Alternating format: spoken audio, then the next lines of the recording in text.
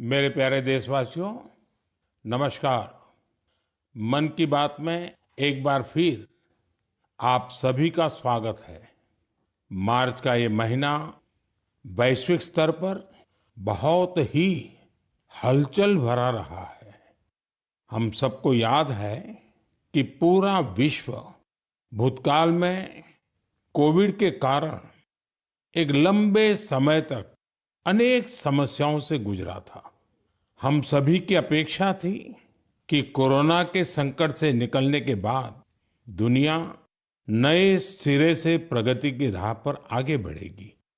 लेकिन दुनिया के अलग अलग क्षेत्रों में लगातार युद्ध और संघर्ष की परिस्थितियां बनती चली गई। वर्तमान में हमारे पड़ोस में एक माह से भीषण युद्ध चल रहा है। हमारे लाखों परिवारों के सगे संबंधी इन देशों में रहते हैं, खासतौर पर खाड़ी देशों में काम करते हैं। मैं गल्फ कंट्रीज का बहुत आभारी हूं। वे ऐसे 1 करोड़ से ज्यादा भारतीयों को वहां पर हर प्रकार की मदद दे रहे हैं। साथियों, जिस क्षेत्र में अभी युद्ध चल रहा है, वह क्षेत्र हमारी ऊर्जा आवश्यकताओं का बड़ा केंद्र है। इसकी वजह से दुनिया भर में पेट्रोल और डीजल को लेकर संकट की स्थिति बनती जा रही है। हमारे वैश्विक संबंध, अलग अलग देशों से मिल रहा सहयोग और पिछले 1 दशक में देश का जो सामर्थ्य बना है, इनकी वजह से भारत इन परिस्थितियों का डटकर मुकाबला कर रहा है। साथियों, निश्चित तौर पर यह चुनौतीपूर्ण समय है। मैं आज मन की बात के माध्यम से सभी देशवासियों से फिर यह आग्रह करूंगा कि हमें एकजुट होकर इस चुनौती से बाहर निकलना है। जो लोग इस विषय पर भी राजनीति कर रहे हैं, उन्हें राजनीति नहीं करनी चाहिए। यह देश के 140 करोड़ देशवासियों के हित से जुड़ा विषय है। इसमें स्वार्थ भरी राजनीति का कोई स्थान नहीं है। ऐसे में जो भी लोग अफवाह फैला रहे हैं, वे देश का बहुत बड़ा नुकसान कर रहे हैं। मैं सभी देशवासियों से अपील भी करूंगा कि वो जागरूक रहे, अफवाहों के बहकावे में न आए। सरकार की तरफ से जो आपको निरंतर जानकारी दी जा रही है, उस पर भरोसा करें और उसी पर विश्वास करके कोई कदम उठाएं। मुझे हर बार की तरह इस बार भी विश्वास है कि जैसे हमने देश के 140 करोड़ देशवासियों के सामर्थ्य से पुराने संकटों को हराया था, इस बार भी हम सब मिल करके इस कठिन हालत से बहुत ही अच्छी तरह बाहर निकल जाएंगे। मेरे प्यारे देशवासियों, भारत की ताकत यहाँ के कोटि कोटि लोगों में निहित है। आज मन की बात में एक ऐसे प्रयास के बारे में बताना चाहता हूं जो देशवासियों की जन भागीदारी की भावना को दर्शाता है। ये प्रयास है ज्ञान भारतम सर्वे, जिसका संबंध हमारी महान संस्कृति और समृद्ध विरासत से है। इसका उद्देश्य देश भर में मौजूद मैन्युस्क्रिप्ट्स यानी पांडुलिपियों के बारे में जानकारी जमा करना है। इस सर्वे से जुड़ने का एक माध्यम ज्ञान भारतम ऐप है। आपके पास अगर कोई मैन्युस्क्रिप्ट है, पांडुलिपि है या उसके बारे में जानकारी है, तो उसकी फोटो ज्ञान भारतम ऐप पर जरूर साझा करें। हर एंट्री से जुड़ी जानकारी को दर्ज करने से पहले उसकी पुष्टि भी की जा रही है। मुझे इस बात की खुशी है कि अब तक हजारों मैन्युस्क्रिप्ट्स, पांडुलिपि लोगों ने शेयर की है। उदाहरण के तौर पर अरुणाचल प्रदेश के नामसाई के चा नंती सिंह लोआंग जी ने ताई लिपि में पांडुलिपियां साझा की है। अमृतसर के भाई अमित सिंह राणा ने गुरुमुखी लिपि में पांडुलिपि शेयर की है। यह हमारी महान सिख परंपरा और पंजाबी भाषा से जुड़ी लिपि है। कुछ संस्थाओं ने पाम लीफ यानी ताड़ के पत्तों पर लिखी मैन्युस्क्रिप्ट दी है। राजस्थान के अभय जैन ग्रंथालय ने कॉपर प्लेट्स पर लिखी बहुत पुरानी पांडुलिपियां शेयर की हैं। वहीं लद्दाख की हेमिस मॉनेस्ट्री ने तिब्बती में बहुमूल्य पांडुलिपियों के बारे में जानकारी दी है। यहाँ पर मैंने कुछ ही उदाहरण दिए हैं। ये सर्वे जून के मध्य तक जारी रहने वाला है। आप सभी से मेरा आग्रह है कि अपनी संस्कृति से जुड़े पहलुओं को सामने लाएं और शेयर करें। मेरे प्यारे देशवासियों, भारत दुनिया का सबसे युवा देश है। देश के युवा की ताकत जब राष्ट्र निर्माण में जुड़ती है तो बहुत बड़ी मदद मिलती है। राष्ट्र निर्माण के इस दायित्व को निभाने में बड़ी भूमिका निभा रहा है मेरा युवा भारत यानी माय भारत संगठन। ये संगठन देश के युवाओं को अलग अलग पॉजिटिव गतिविधियों से जोड़ रहा है। हाल ही में माय भारत द्वारा बजट क्वेस्ट का आयोजन किया गया। इसका मकसद था देश भर के युवाओं को बजट प्रक्रिया और नीति निर्माण से जोड़ना। इससे जुड़ी क्विज में देश भर से करीब 12 लाख युवाओं ने हिस्सा लिया। क्विज के बाद करीब 1,60,000 प्रतिभागियों को निबंध प्रतियोगिता के लिए चुना गया। मुझे इनमें से कुछ निबंध पढ़ने का अवसर भी मिला। इनसे पता चलता है कि मेरे युवा साथी देश के विकास में अपना योगदान देने के लिए कितना तत्पर है। तेलंगाना के सूर्यापेट से कोटला रघुवीर रेड्डी, उत्तर प्रदेश के बाराबंकी से सौरभ बैसवार और बिहार के गोपालगंज से सुमित कुमार ने किसान कल्याण से जुड़े टॉपिक पर लिखा है। पंजाब के मोहाली से आंचल और ओडिशा के केंद्रपाड़ा से ओम प्रकाश रथ ने वुमेन लेड डेवलपमेंट को आगे बढ़ाने के तरीकों पर अपने विचार प्रकट किए हैं।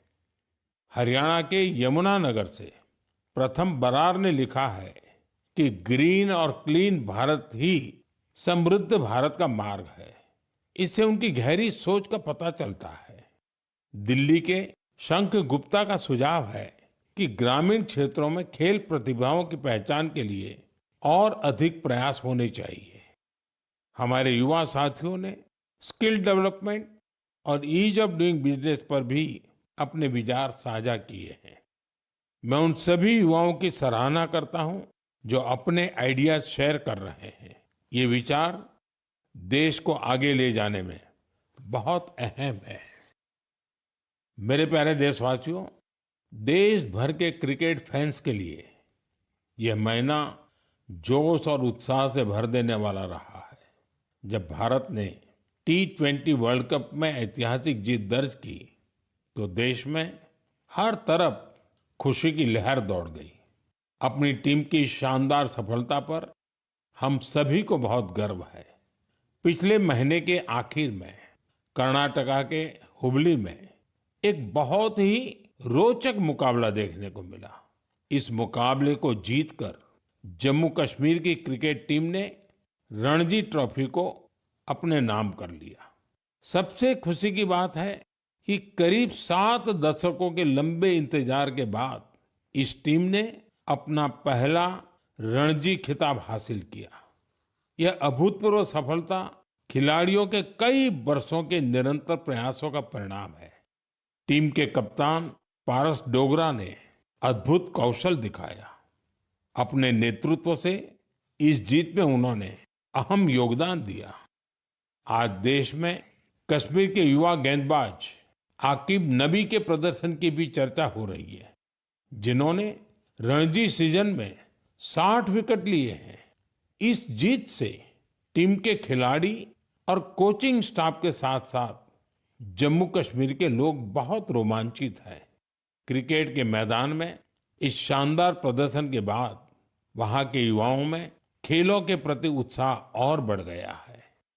आने वाले समय में यह कई युवाओं को स्पोर्ट्स को अपनाने के लिए प्रेरित करेगा। जम्मू कश्मीर के लोगों में खेलों को लेकर गजब का जज्बा रहा है। मुझे खुशी है कि अब यह बड़े खेल आयोजनों का हब भी बनता जा रहा है। खेलो इंडिया विंटर गेम्स के लिए गुलमर्ग तो पहले ही अपनी पहचान बना चुका है। फुटबॉल जैसे स्पोर्ट्स भी यहाँ के युवाओं के बीच काफी लोकप्रिय है। मुझे आशा है कि आने वाले समय में जम्मू कश्मीर के खिलाड़ियों की जीत का यह सिलसिला यूं ही जारी रहेगा। मेरे प्यारे देशवासियों, मैं अक्सर कहता हूं, जो खेलेगा वो खिलेगा। मुझे ये देखकर अच्छा लगा कि हमारे देश के युवा अब उन खेलों को भी खूब अपना रहे हैं जो पहले उतने लोकप्रिय नहीं थे। उत्तर प्रदेश के प्रतिभाशाली एथलीट गुलवीर सिंह ने ऐसे ही एक खेल में कमाल कर दिखाया है। उन्होंने कुछ ही हफ्ते पहले न्यूयॉर्क सिटी हाफ मैराथन में तीसरा स्थान हासिल कर इतिहास रच डाला। वे 1 घंटे से कम समय में हाफ मैराथन पूरा करने वाले पहले भारतीय एथलीट बने। स्क्वॉश खिलाड़ी बेटी अनाहत सिंह ने स्क्वॉश ऑन फायर ओपन का बड़ा अंतर्राष्ट्रीय खिताब अपने नाम किया। सिर्फ 17 साल की उम्र में उन्होंने ये सफलता हासिल की। इसके साथ ही वे पीएसए वर्ल्ड रैंकिंग में टॉप 20 में जगह बनाने वाली सबसे कम उम्र की एशियाई महिला खिलाड़ी बन गई है। मुझे अस्मिता एथलेटिक्स लीग की जानकारी भी मिली है। इसमें 8 मार्च को महिला दिवस के अवसर पर कई स्पोर्टिंग इवेंट्स का शानदार आयोजन किया गया। लीग में करीब 2 लाख बेटियों ने भागीदारी की। ये देखकर अच्छा लगता है कि भारत की नारी शक्ति देश में हो रहे इस स्पोर्टिंग ट्रांसफॉर्मेशन में अहम भूमिका निभा रही है। साथियों, मेरा हमेशा से यह आग्रह रहा है कि आप सभी अपनी फिटनेस पर जरूर ध्यान दें। अंतर्राष्ट्रीय योग दिवस में अब 100 दिनों से भी कम समय बचा है। पूरी दुनिया में योग के प्रति आकर्षण भी लगातार बढ़ रहा है। अफ्रीका के जिबूती में अलमिस जी अपने अरविंद योग सेंटर के जरिए योग को बढ़ावा दे रहे हैं। वे यहाँ की कई और जगहों पर भी लोगों को योग सिखाते हैं। आप में से कई लोगों ने इंस्टाग्राम कंटेंट क्रिएटर युवराज दुआ की पोस्ट पर मेरे से रिप्लाई को लेकर कमेंट्स किए हैं। उन्होंने मुझसे आग्रह किया था कि मैं उनके पिता से कहूं कि वे शुगर इंटेक कम करें। मुझे खुशी है कि मेरे अनुरोध का उनके पिता पर सकारात्मक प्रभाव पड़ा है। मैं आप सभी से आग्रह करूंगा कि आप भी शुगर इंटेक को कम करें और जैसा मैंने पहले भी कहा है, हमें खाने के तेल में 10% की कटौती भी करनी है। इन छोटे छोटे प्रयासों से आप मोटापे और लाइफस्टाइल से जुड़ी बीमारियों से दूर रहेंगे। मेरे प्यारे देशवासियों, एक पुरानी कहावत है, करत करत अभ्यास के जड़ मत होत सुजान। यानी जब हम निरंतर अभ्यास करते हैं तो उतनी ही ज्यादा बुद्धिमत्ता हासिल करते जाते हैं। लोग भी सबसे बेहतर तब सीखते हैं जब उनकी सक्रिय भागीदारी होती है। मुझे बेंगलुरु में शिक्षा से जुड़े एक यूनिक प्रयास के बारे में जानकारी मिली है। यहाँ एक टीम प्रयोग इंस्टीट्यूट ऑफ एजुकेशन रिसर्च चला रही है। इस टीम का रिसर्च प्रोजेक्ट पर विशेष फोकस है। यह टीम स्कूल लेवल पर साइंस एजुकेशन को लोकप्रिय बनाने में जुटी है। उन्होंने अन्वेषण नाम का एक प्रयोग किया है। इसके जरिए 9वीं से 12वीं क्लास तक के स्टूडेंट्स को केमिस्ट्री, अर्थ साइंसेस और वेलनेस जैसे क्षेत्रों में इनोवेशन करने का मौका मिलता है। इससे स्टूडेंट्स को रिसर्च का बहुत अच्छा अनुभव हासिल होता है। साथ ही अपने प्रोजेक्ट्स को पब्लिश करने का प्लेटफॉर्म भी मिलता है।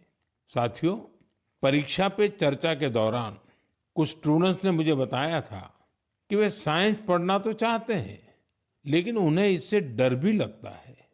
इस दिशा में प्रयोग की टीम का प्रयास बहुत ही सराहनीय है। यह पहल स्टूडेंट्स को साइंस के साथ जुड़ने और प्रैक्टिकली कुछ करके दिखाने का मौका देती है। जब हम किसी चीज को खुद करके देखते हैं तो जिज्ञासा और रुचि पैदा होती है। कौन जानता है कि मेरे युवा साथियों में ही कोई आने वाले समय का बेहतरीन साइंटिस्ट हो।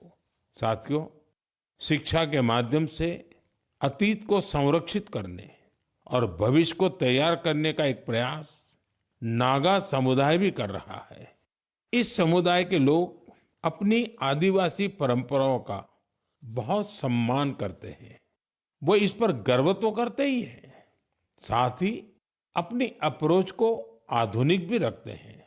नागा ट्राइब्स में मोरुंग लर्निंग की एक पारंपरिक व्यवस्था थी।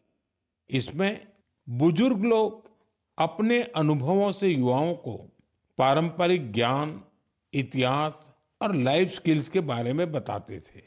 समय के साथ यह सिस्टम अब मोरुंग कॉन्सेप्ट ऑफ एजुकेशन में बदल गया है।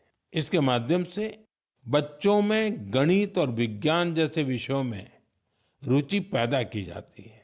इसमें समुदाय के बुजुर्ग उन्हें कहानियां, लोकगीत और पारंपरिक खेलों के साथ लाइफ स्किल्स सिखाते हैं। इस तरह हमारा नागालैंड अपनी सांस्कृतिक विरासत को सुरक्षित रखते हुए बच्चों की शिक्षा को आगे ले जा रहा है। आपको भी अपने क्षेत्र में ऐसे प्रयासों के बारे में पता चले तो मुझे जरूर शेयर कीजिएगा। मेरे प्यारे देशवासियों, देश के कई हिस्सों में गर्मियों की शुरुआत हो चुकी है। यानी ये समय जल संरक्षण के अपने संकल्प को फिर से दोहराने का है। पिछले 11 वर्षों में जल संचय अभियान ने लोगों को बहुत जागरूक बनाया है। इस अभियान के तहत देश भर में करीब 50 lakh artificial water harvesting structure बनाए गए हैं। मुझे ये देखकर अच्छा लगता है कि अब जल संकट से निपटने के लिए गांव-गांव में सामुदायिक स्तर पर प्रयास होने लगे हैं। कहीं पुराने तालाबों की सफाई हो रही है, कहीं बरसात के जल को सहेजने के लिए प्रयास किया जा रहा है। अमृत सरोवर अभियान के तहत भी देश भर में करीब 70,000 अमृत सरोवर बनाए गए हैं। बारिश का मौसम आने से पहले इन सरोवरों की साफ सफाई भी शुरू हो गई है। आज मैं आपसे कुछ प्रेरक उदाहरण भी साझा करना चाहता हूँ। ये उदाहरण बताते हैं कि जन भागीदारी से जल संरक्षण का काम कितना व्यापक हो जाता है। साथियों, त्रिपुरा की जम्पुई पहाड़ियों में बसा वागमुन गांव 3000 फीट की ऊंचाई पर बसा है। ये गांव पानी के गंभीर संकट का सामना कर रहा था। गर्मियों के दिनों में गांव के लोग पानी के लिए लंबी दूरी तय करते थे। आखिरकार गांव के लोगों ने बारिश की हर बूंद को सहेजने का निर्णय किया। आज वांगमुन गांव के लगभग हर घर में rooftop rain water harvesting system स्थापित हो गया है। जो गांव कभी पानी की कमी से जूझ रहा था, वो जल संरक्षण की एक प्रेरक मिसाल बन गया है। साथियों, इसी तरह छत्तीसगढ़ के कोरिया जिले में भी एक अनोखी पहल देखने को मिली। यहाँ के किसानों ने एक सरल लेकिन प्रभावशाली आइडिया पर काम किया। यहाँ के किसानों ने अपने खेतों में छोटे छोटे रिचार्ज तालाब और सोख्ता गड्ढे बनाए, जिससे बारिश का पानी खेतों में ही रुकने लगा और धीरे धीरे वह जमीन के अंदर जाने लगा। आज इस क्षेत्र के 1200 से अधिक किसान इस मॉडल को अपना चुके हैं और गांव का ग्राउंड वाटर लेवल बहुत बेहतर हो गया है। इसी तरह तेलंगाना के मंचेरियाल जिले के मुदितगुंटा गांव में भी लोगों ने मिलकर पानी की समस्या दूर की है। गांव के 400 परिवारों ने अपने घरों में सॉकपिट बनाया और वाटर कंजर्वेशन का जन आंदोलन बना दिया। इससे गांव का ग्राउंड वाटर लेवल बेहतर हुआ है। साथ ही प्रदूषित पानी की वजह से होने वाली बीमारियां बहुत कम हो गई हैं।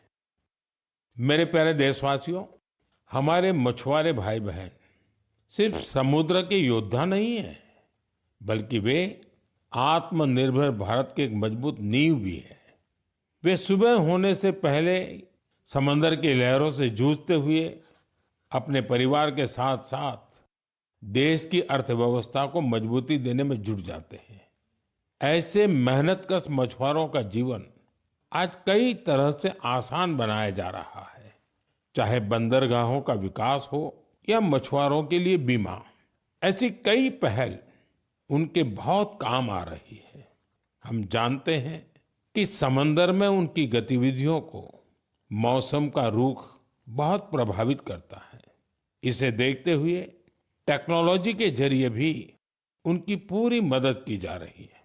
मुझे बेहद खुशी है कि ऐसे प्रयासों से हमारा फिशरीज सेक्टर न केवल समृद्ध हो रहा है, बल्कि कुछ नया करने का जज्बा भी भर रहा है।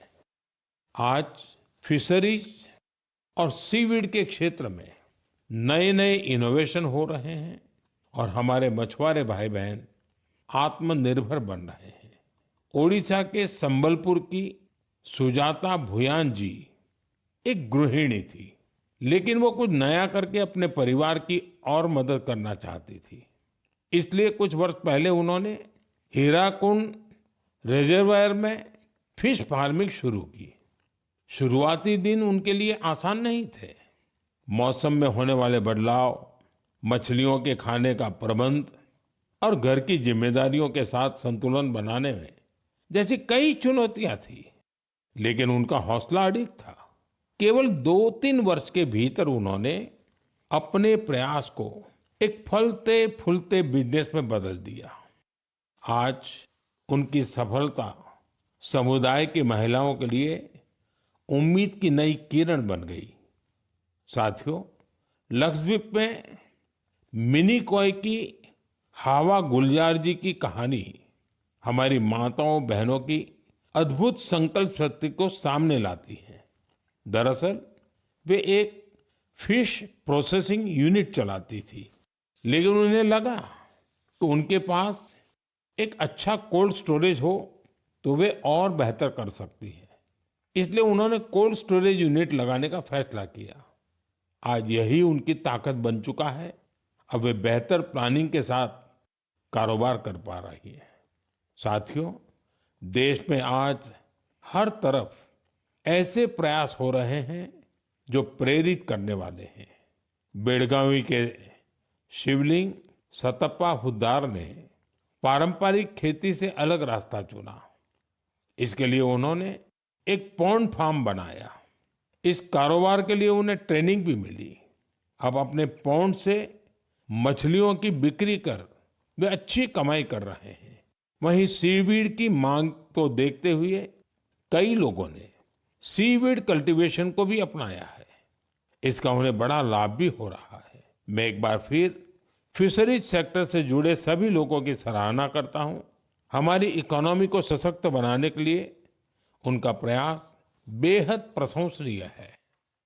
मेरे प्यारे देशवासियों, जब समाज खुद आगे आता है तो छोटे छोटे प्रयास भी बड़े बदलाव की नींव बन जाते हैं। हमारे देश के अलग अलग हिस्सों में ऐसे कई उदाहरण सामने आ रहे हैं जो हमें यही सिखाते हैं। हाल ही में उत्तर प्रदेश के वाराणसी में एक प्रेरक प्रयास देखने को मिला। वहां एक ही घंटे में 2,51,000 से अधिक पौधे लगाए गए और एक नया गिनीज वर्ल्ड रिकॉर्ड बना। इस प्रयास की सबसे खास बात ये रही कि इसमें हजारों लोग एक साथ जुड़े। छात्र, जवान, स्वयंसेवी संगठन, अलग अलग संस्थाएं, सबने मिलकर इस काम को संभव बनाया। जन भागीदारी का यही स्वरूप एक पेड़ मां के नाम अभियान के दौरान भी दिखता है। इस अभियान के तहत देश भर में करोड़ों पेड़ लगाए गए हैं। साथियों, नागालैंड के चिजामी गांव से भी एक बहुत प्रेरक प्रयास सामने आया है। चिजामी गांव की महिलाएं मिलकर 150 से अधिक वैरायटी के पारंपरिक बीजों को सुरक्षित रख रही है। इन बीजों को एक कम्युनिटी सीड बैंक में संरक्षित किया जा रहा है, जिसे गांव की महिलाएं ही चलाती हैं। इनमें चावल, बाजरा, मक्का, दालें, सब्जियां और कई तरह की जड़ी बूटियां शामिल है। यह एक ऐसा प्रयास है जिसमें ज्ञान भी सुरक्षित है, परंपरा भी जीवित है और आने वाली पीढ़ियों के लिए एक मजबूत आधार भी तैयार हो रहा है। साथियों, आज जब दुनिया जलवायु परिवर्तन जैसी चुनौतियों का सामना कर रही है, तब ऐसे प्रयास हमें यह बताते हैं कि समाधान हमेशा कहीं दूर नहीं होता। कई बार हमारे अपने पारंपरिक ज्ञान और सामुदायिक प्रयास ही हमें सबसे मजबूत रास्ता दिखाते हैं। मेरे प्यारे देशवासियों, आज आप देश के किसी छोटे बड़े शहर में जाएंगे तो एक बदलाव आप जरूर नोटिस करेंगे। आपको बड़ी संख्या में घरों की छत पर सोलर पैनल लगे हुए दिखाई देंगे। कुछ साल पहले तक ये इक्का दुक्का घरों पर ही दिखता था, लेकिन आज पीएम सूर्यघर मुफ्त बिजली योजना का प्रभाव देश के कोने कोने में दिखने लगा है। इस योजना की वजह से गुजरात के सुरेंद्रनगर जिले की पायल मुजपरा के जीवन में बहुत बड़ा बदलाव आया है। उन्होंने सूर्य पहल के माध्यम से सोलर पावर टेक्नोलॉजी की ट्रेनिंग ली और 4 महीने का सोलर पीवी टेक्नीशियन का कोर्स पूरा किया। अब वो एक कुशल सोलर टेक्नीशियन बन गई है। पायल एक सोलर उद्यमी के तौर पर अपनी पहचान बना रही है। वो आसपास के जिलों में सोलर रूफटॉप इंस्टॉलेशन का काम करती है और इससे उन्हें हर महीने हजारों रुपए की आय होती है। साथियों, मेरठ के अरुण कुमार भी अब अपने इलाके में ऊर्जादाता बन गए हैं। हाल ही में दिल्ली में हुए कार्यक्रम में अरुण कुमार ने हिस्सा लिया था और अपने अनुभव साझा किए थे। उन्होंने बताया था कि वो न केवल बिजली बिल की बचत कर रहे हैं, बल्कि अपनी अतिरिक्त बिजली बेच भी रहे हैं। साथियों, जयपुर के मुरलीधर जी की सफलता भी कुछ ऐसी ही है। पहले उनकी खेती डीजल पंप पर निर्भर थी, जिसमें हर साल हजारों रुपए खर्च होते थे। जब उन्होंने सोलर पंप अपनाया तो उनकी खेती का तरीका ही बदल गया। अब उन्हें ईंधन की चिंता नहीं रहती, सिंचाई समय पर होती है और उनकी सालाना आय भी बढ़ गई है। सबसे महत्वपूर्ण बात यह है कि अब उनका परिवार साफ ऊर्जा के साथ बेहतर जीवन जी रहा है। साथियों, पीएम सूर्यघर मुफ्त बिजली योजना का फायदा नॉर्थ ईस्ट के इलाकों में भी मिल रहा है। त्रिपुरा में रियांग जनजाति के कई गांव ऐसे थे जहां बिजली की समस्या थी। अब सोलर मिनी ग्रिड के माध्यम से वहां के घरों में रोशनी रहती है।